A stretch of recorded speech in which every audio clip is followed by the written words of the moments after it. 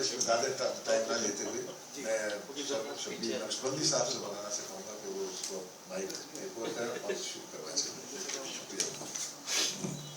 اور ایک ریکویسٹ ہے, موبائل ٹیلی فون سائلنٹ پہ کرتے ہیں اور سوئچ آف کرتے ہیں اگر نہیں کر پاتے تو دوسرے سوئچ آف کرتے ہیں. Thank you.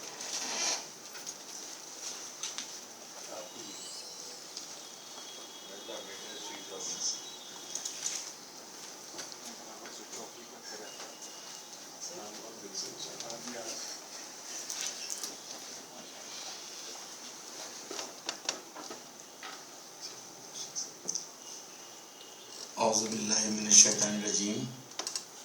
بسم اللہ الرحمن الرحیم.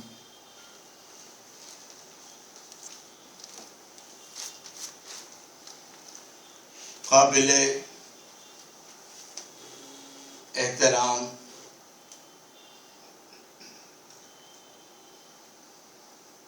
محترم میرے روحانی بھائی صفدر خان صاحب,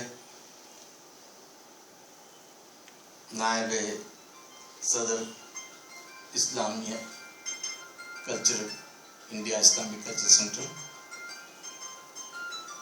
اور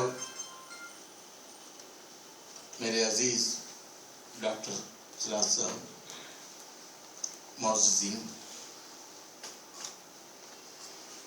قرآن کے شہدائیوں, صاحب قرآن سے محبت رکھنے والوں, یقیناً آج کے لمحات ہم سب کے لیے باعث خیر و برکت ہیں, اس لیے کہ جس مقدس قرآن پاک کا اس ماہ مقدس میں نزول ہوا, آج اللہ کے بندے اسی قرآن پاک کو سننے کے لیے, نہ صرف سننے کے لیے اس تڑپ کے ساتھ کہ اللہ سننے کے بعد سمجھنے کی توفیق عطا فرمائے گا اور سمجھنے کے بعد عمل کرنے کی توفیق سے سرفراز فرمائے گا. یہی مقصد حیات ہے, یہی زندگی کی ضرورت ہے. میرے محترم صفدر خان صاحب نے جیسا ارشاد فرمایا, ہر سننے والے کے لیے میں گزشتہ 23 سال سے یہی آواز دے رہے ہیں پورے ہندوستان میں کہ دیکھو اللہ نے ہم کو ایک موقع عطا کیا ہے, قرآن کا پڑھنا, قرآن کا سمجھنا, قرآن کو سننا اور قرآن پہ عمل کرنا تو ہر مومن و مسلمان کا فرض ہے, ہر امتی کی ذمہ داری ہے. لیکن ہندوستان کی وہ سرزمین ہے پڑھنے, سمجھنے, عمل کرنے کے ساتھ ساتھ پہنچا دینا, کیونکہ پہنچانا ہمارا کام ہے, ہدایت دینا میرے رب کا کام ہے. تو یہی پہنچانے کی کوشش کا سلسلہ 23 سال سے چلا.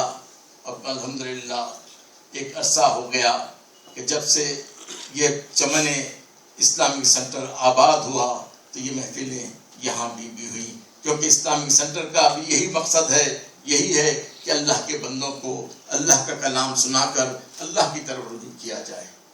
یہ اسلامک سینٹر یہ مرکز اسلامی کے ساتھ ساتھ مرکز انسانیت ہے, کیونکہ ہم یہاں پر گھڑی دیکھتے رہیں کیونکہ 7:15 پہ ہوگی اور قرآن میں بتا رہا ہوں آپ کا, گھڑی کی دیکھ کے بول رہا ہوں. میں ہوتا کیا ہے کہ ان کی 15 منٹ پڑھنے والے ہیں لوگ, تو سمجھے نہیں اس کا میں آپ کو پیغام پہنچا رہا ہوں, اور پہنچا کے اکثر ہوتا یہ ہے کہ اللہ کا بندہ آ جاتا ہے, ارے جس مقصد سے بلایا وہ سننے کو تیار نہیں ہوتا, آیا کہ بولتا خالی کو سناؤ. ارے سن تو صحیح بھائی, پہلے میں کیا بولنا چاہ رہا ہوں سنا تو. میں جب ایک ذمہ داری لے کے بیٹھا ہوں, اللہ کے کلام کو پہنچا رہا ہوں, میں لوگوں کے ذہنوں کو جھنجھوڑ لوں, اور یہ بھی ترغیب کا ایک طریقہ ہے کہ خالی کو لائے سنو سبحان اللہ کو جانا نہیں ہے, بلکہ اس قرآنی مہم کی اصلیت کو جاننا ہے. اور اگر آپ کے چہرے کو دیکھنے کے بعد مجھے یہ اندازہ ہوتا ہے کہ شاید آپ کو اللہ نے دنیا کی کچھ دولت دی ہے, اور جو دنیا کی دولت دی ہے اگر آپ کو, تو میں ہر سننے والے سے کہتا ہوں اگر تم یہ کر رہے ہو اس دولت کا صحیح استعمال, تو یاد رکھو کم سے کم جو بھی تمہاری استطاعت ہے ایک قرآن پاک کے ترجمے کو اپنے کسی غیر مسلم بھائی کو محبت سے, اخلاص سے, پیار سے پہنچا دو. اگر میں صرف خالی کو بٹھا دوں سبحان اللہ بول کے سکول چلے جائیں، یہ پیام کب پہنچے گا؟ یہ ہدایت کب ملے گی؟ الحمدللہ آج یہی پیام نہیں ہے حضرت. اور ایک بات آپ کی گوش گزار کرتا چلوں، 23 سال سے پورے ہندوستان میں جب ہم آواز دے رہے ہیں تو میں کہتا ہوں کہ نظر مانگتا ہوں، نظر مانگتا ہوں، نہ گھر مانگتا ہوں. مسلمان میں تم سے عہد مانگتا ہوں.